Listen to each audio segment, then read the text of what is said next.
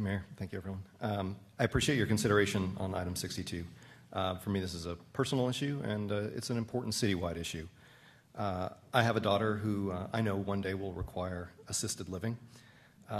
Even with about 10 years of headway looking towards her future of some degree of independence, our options are extremely limited and very expensive.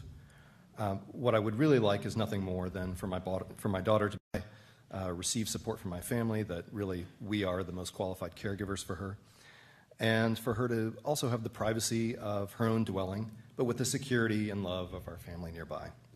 An ADU would be ideal for us to allow this situation.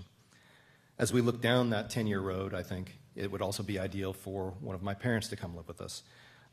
It would be ideal for us to have someone like Stuart to be able to have a place that we would welcome him to be a tenant. But the financial hurdles for building an ADU are pretty significant. It costs a fair amount of money to build. The regulatory requirements make it nearly impossible. And in my case, they seem completely absurd. My daughter will never drive a car. My mother, if she came to live with us, hadn't owned a car for 10 years. And the ability or the requirement to put a driveway, a parking space for an additional unit would basically mean paving over my garden, my water capture system, all the things that sort of add insult to the environmental injury of the impervious cover. So I feel like accessory dwelling units should be common sense affordable housing. They're built and paid for by the people who need them. They give benefits to many other people in the process. They don't require subsidies. They don't require bond initiatives or tax hikes. They provide income to owners trying to pay escalating property taxes. They provide economical and environmentally responsible housing for families and renters who desperately need it.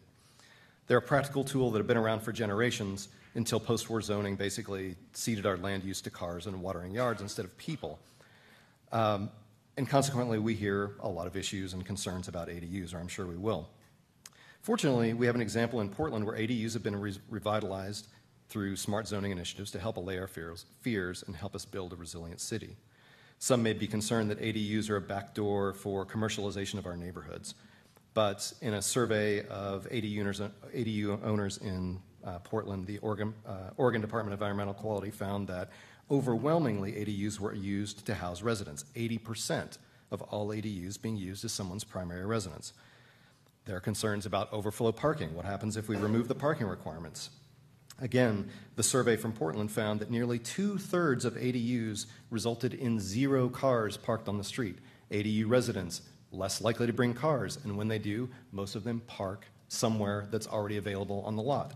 So 2/3 of them do not result in any impact on the street. Overall, ADUs were estimated to contribute 0.33% to the on-street parking load in Portland. 0.33% is a rounding error in parking. And then I think, most important part is that we take a step towards addressing the crisis of affordability in our city. As a neighbor of mine commented when we discussed this on our listserv, garage apartments were always the affordable housing